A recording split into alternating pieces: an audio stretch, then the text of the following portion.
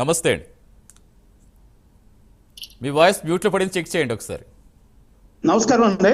Yes, నమస్తే అండి. So మీరు ఎలా చూస్తారు? ఎక్కడైనా అవమానం జరిగితే అంత రెట్టించిన ఉత్సాహం ఎంత వేగంగా వస్తారనేది ఇప్పుడు ప్రత్యక్షంగా కనిపిస్తుందా?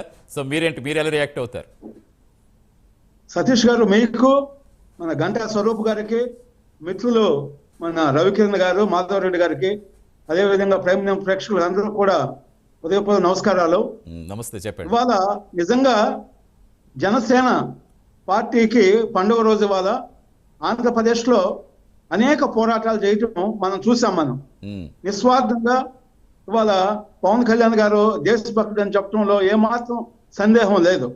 ఎందుకంటే ఆయన రాజకీయ నాయకుడి కన్నా కూడా దేశభక్తుడుగానే 100% ఆయన కనపడతా ఉంటారు ప్రజలకి.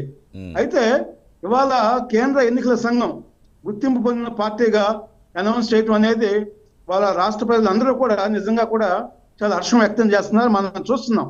ఎందుకంటే అనేక సమస్యల్లో ఉన్నటువంటి రాష్ట్రాన్ని 10 సంవత్సరాల నుంచి పోరాటాలు చేయటమే కాకుండా అనేక కుట్రలు కూడా జనసేన మీద చేశారు, మనం చూస్తున్నాం. నేషనల్ జనసేన పార్టీని కూడా, ఒక పార్టీని మరి గతంలో ప్రభుత్వంలో ఉన్నవాళ్ళు ఇవన్నీ కూడా జనసేన మీద ఇచ్చేయటానికి, కుట్రలు చేయడానికి కూడా ఆ పార్టీని కూడా పెట్టారు. అనేక విధాలుగా కూడా మీకు ఆ రోజు కోర్టులు కూడా వెళ్ళి ఈ సింబల్ కోసం, రాజు గ్లాస్ సింబల్ ఏదైతే వాళ్ళ పర్మనెంట్ గా అలాట్ చేశారో ఆ సింబల్ కోసం మీద కూడా కోర్టులకు వెళ్తాం కూడా మనం చూసాం.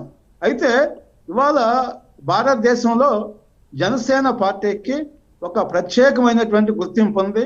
ఇంతవరకు హిస్టరీలో జనసేన పార్టీకి ఉన్నటువంటి ఈ 100% స్ట్రైక్ రేట్ ఏదైతే ఉందో ఏ రాజకీయ పార్టీ కూడా, నేషనల్ పార్టీ కానీ మన ప్రాంతీయ పార్టీలు చెప్పినా కూడా ఏ రాజకీయ పార్టీ కూడా లేదని చెప్పుకోవచ్చు.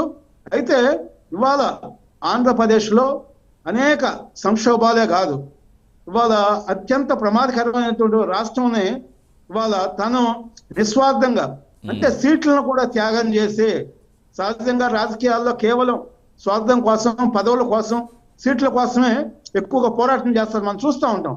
కానీ పవన్ కళ్యాణ్ గారు నాకు సీట్లు ఓట్లు ముఖ్యంగా, నాకు రాష్ట్రం ముఖ్యం, నాకు నేషన్ ఫస్ట్ అనేటువంటి పాలసీలో ఆయన బీజేపీకి సీట్లు, ఎంపీ సీట్ అని చెప్పండి, లేదా ఎమ్మెల్యేల సీట్లు అని చెప్పండి, సాధ్యమైనంత వరకు తను తగ్గించుకుని ఇతర పార్టీలకు ఇచ్చి, కూటమిలో ఉన్న పార్టీలకు ఇచ్చి మనం విజయం సాధించడమే ఫస్ట్. మనం అంటే ఎవరికి ఎన్ని సీట్లు వచ్చినాయి అని చెప్పేసి 1-2 సీట్ల దగ్గర కూడా ఎక్కడా కూడా ఆయన పట్టుబట్టకుండా ఆయన చాలా వాలంటరీగా మరి చేశాడంటే అది ఎవరు కూడా ఇంతవరకు రాజకీయాల్లో మనం ఇలాంటి వరవడు అయితే చూడలేదు అనమాట. అంటే అనేక విమర్శలు వచ్చినాయి పవన్ కళ్యాణ్ గారి మీద.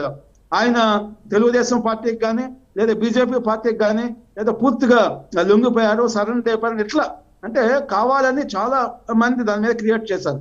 అయితే ఆయన ఒకటే చెప్పారు, ఎన్ని సీట్లు తీసుకోవాలో నాకు తెలుసు, నాకు రాజకీయం కన్నా కూడా నాకు రాష్ట్రం ముఖ్యం, రాష్ట్ర అభివృద్ధి కోసం నేను ఎంతవరకైనా వెళ్తానని చెప్పేసి చాలా స్పష్టంగా చెప్పడం జరిగింది. కూటమిలో కీలక పోషించడం కానీ, రాష్ట్రంలో కేంద్రంలో అధికారులు రావడం కానీ మనం చెప్పేది కాదు. ఏం చేంజ్ రావాలంటే పవన్ కళ్యాణ్ గారు స్వయంగా మోడీ గారు చెప్పిన మాట, మోడీ గారు స్వయంగా చెప్పిన మాట, మనం చెప్పిన మాటే కాదు, అందరూ చెప్పిన మాట. డెఫినెట్ గా కూటమిలో కీలక పోషించారంటే ఆయనగా.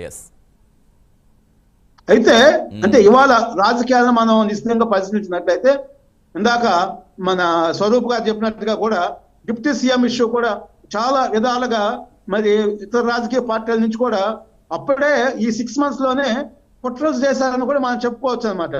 లోకేష్ గారు స్పందించారు, స్వయంగా దావోస్ లోనే మంత్రి దాని మీద డిప్యూటీ సీఎం మీద కూడా వ్యాఖ్యలు చేయడం కూడా మనం చూసాం అనమాట. అంటే కూటమి ప్రభుత్వం మీద మరి బయట నుంచి కూడా అనేక శక్తులు కూడా కుట్రలు చేయడానికి ప్రయత్నాలు చేస్తున్నారు.